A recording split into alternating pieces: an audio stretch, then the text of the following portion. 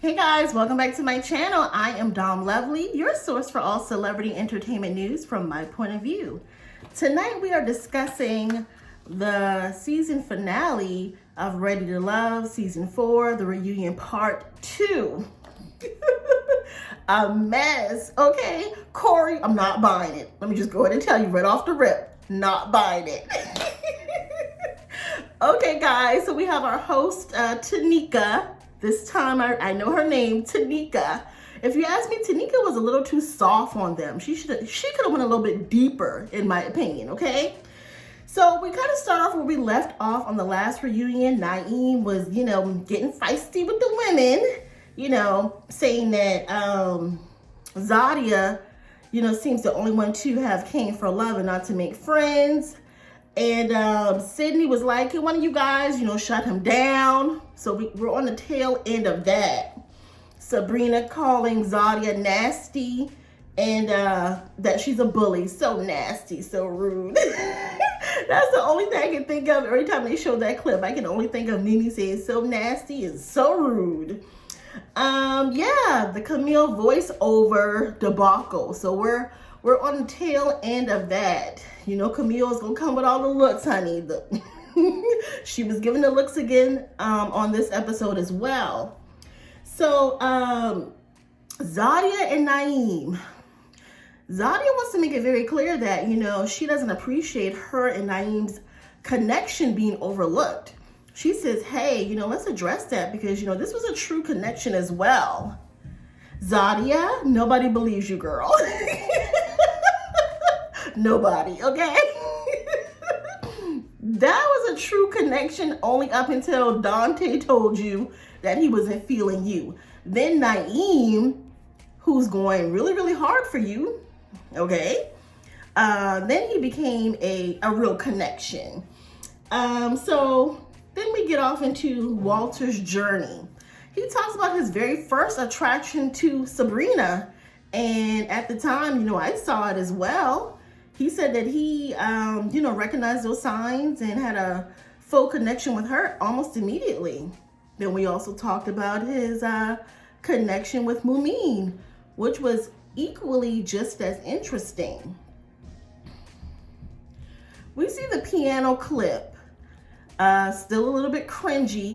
Hey guys, just wanted to interrupt briefly to let you know that I am your virtual Avon representative. We have so many amazing products, you guys. This is not your grandma's Avon. We have our premium products. We also have some of the older products that you may remember, but there's a skincare line, there's beauty, there's household, there's oral. There's so many amazing perfumes and bath oils. You guys get down in the comments or actually look in the drop down for my link to my Avon store. You won't regret it.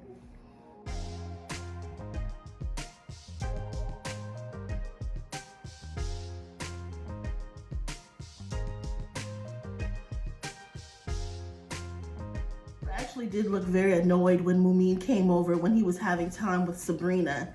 And he explained in another interview that, that was kind of the process. He had already spent time with Mumeen and now he was having a moment with Sabrina.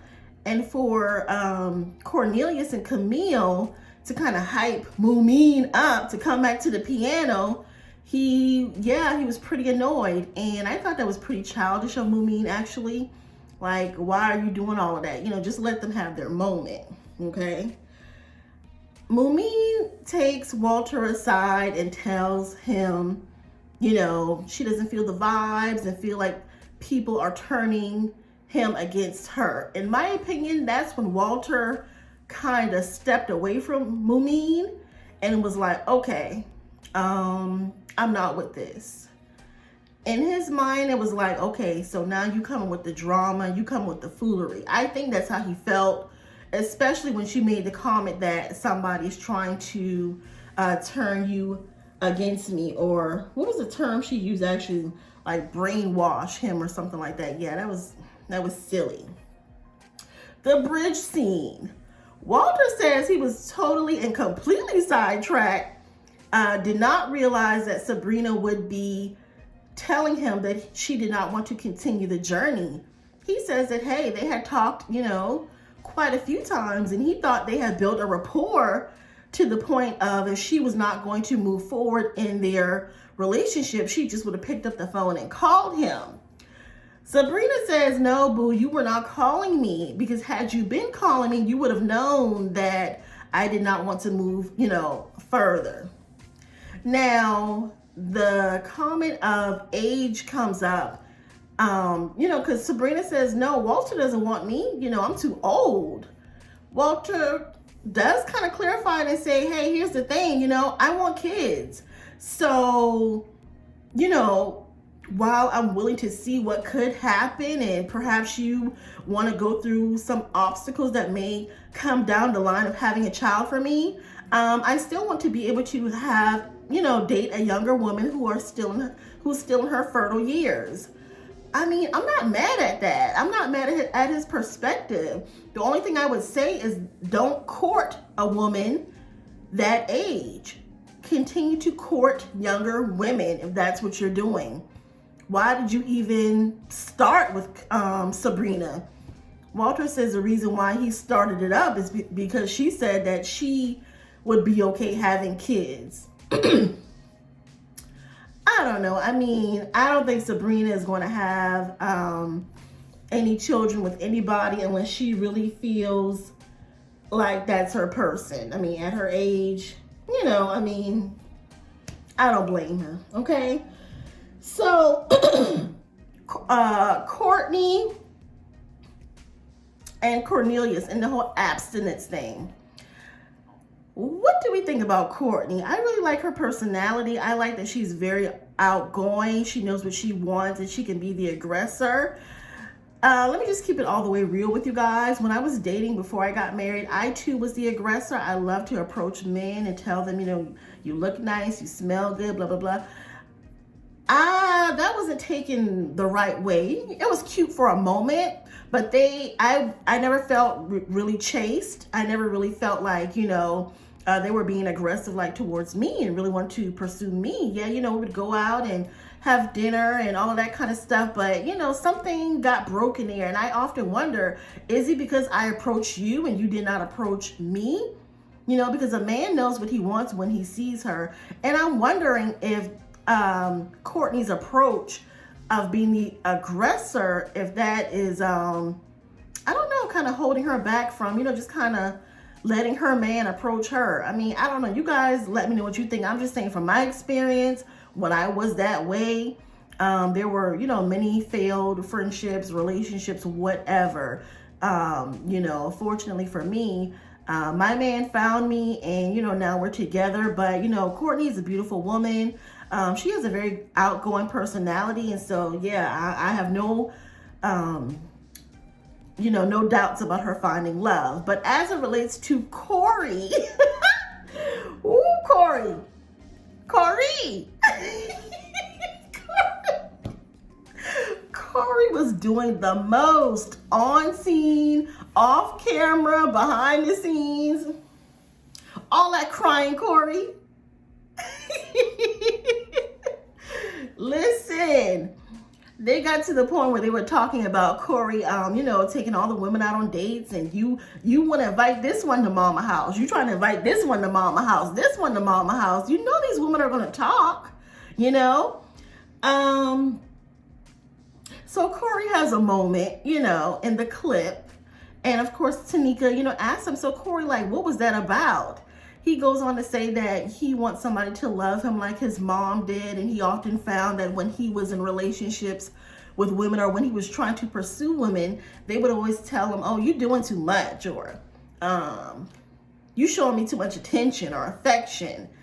And he says that really had a negative impact on him. Mumeen looked like she could not be bothered with Corey and his foolishness.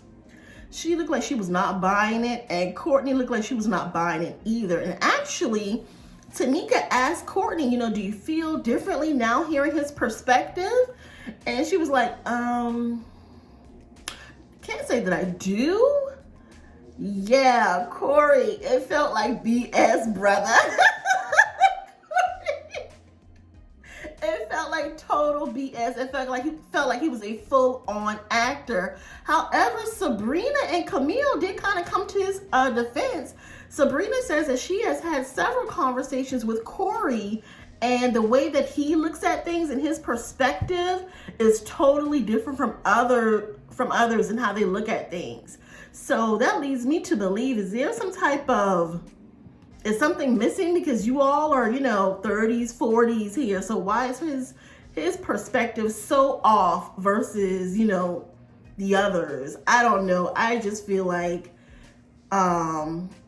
whatever woman gets into a relationship with Corey, they're going to have a lot of patience, because Corey is a lot and he does not come off as genuine. So much so, that Phil and Walter had to get him together, but we'll get to that. So we move on to tseia, and we show a clip of her questioning the guys about, why was I in your bottom? Like, what's going on?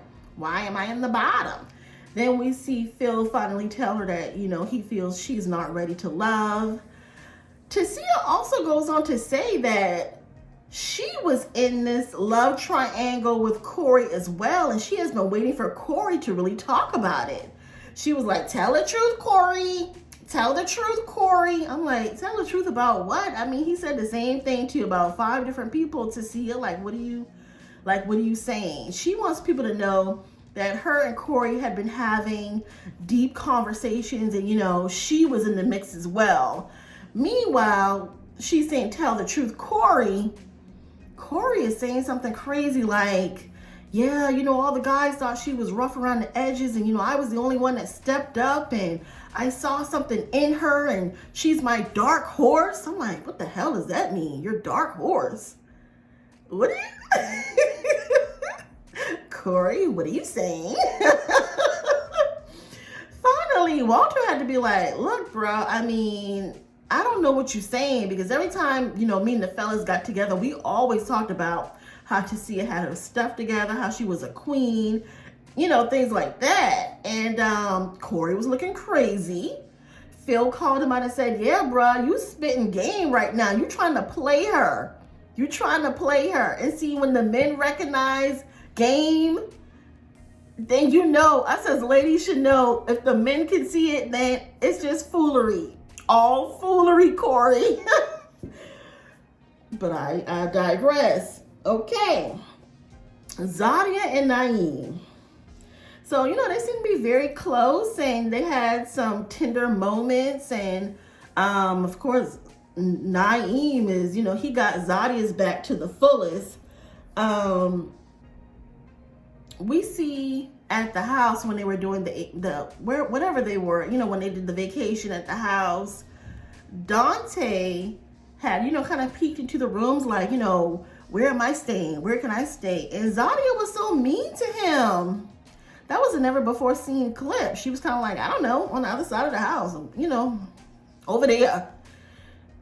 Dante said that she had been cold towards him. He had been chasing her, but she had not been reciprocating, which makes a lot more sense now. Yeah, I understand he had a connection with Aisha, but I wondered, what happened fully? What happened with the whole Zadia thing, and why did that go so cold?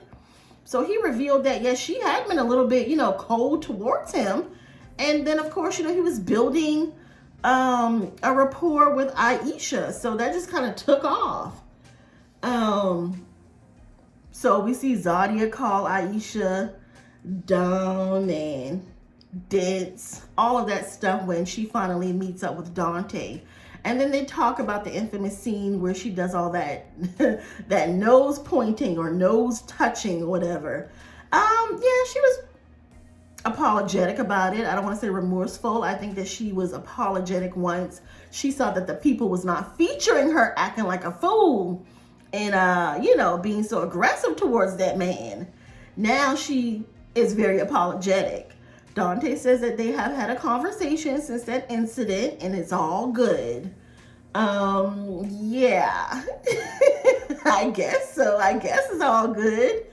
Zadia and Naim. Naim is definitely second fiddle, and he is not, he's not Zadia's top pick. I'm sorry. He just isn't. So what else do we have? Okay, Dante and Aisha. We see how cute they are as a couple, how loving they are. Yeah, just how passionate, and we hope this is a real strong connection. The host is asking about marriage. I'm like, girl, what you doing? Just let the people enjoy this moment. Don't try to rush them down the aisle, ready to love, not, ready to go get married. Yeah, so Aisha's like, no, she likes the pace that they're at. She wants to continue to, be in this moment and grow and enjoy Dante and, really get to know him. Meanwhile, Camille with those faces. Camille was over there looking crazy like, Basically, like, when is this segment going to be over? I don't want to hear about Dante and Aisha. Camille is so shady and nasty. Girl, don't you have your man who you basically locked up in a cage to sit next to you? So, be good with that. What else, you guys? That was pretty much it. They wrapped up the season. And, of course, the host, Tanika, asked, is there anybody else that wants to shoot a shot with anybody? And child, Tyrone popped his head up and was like, well, how about you? How about the host? Okay, Tyrone. I mean, I don't see it happening, but, it could. Maybe. You guys get down in the comments and let me know what you think. Don't forget to subscribe to my channel. Click that notification bell. Also, remember, I am your virtual Avon representative. So if you need beauty, makeup, we have home supplies, so many amazing products, a whole foot care line, a whole skin care line. Don't forget to get in the drop down box, click on my link for my Avon store. So many amazing products, you guys. And we'll chat again soon. Bye.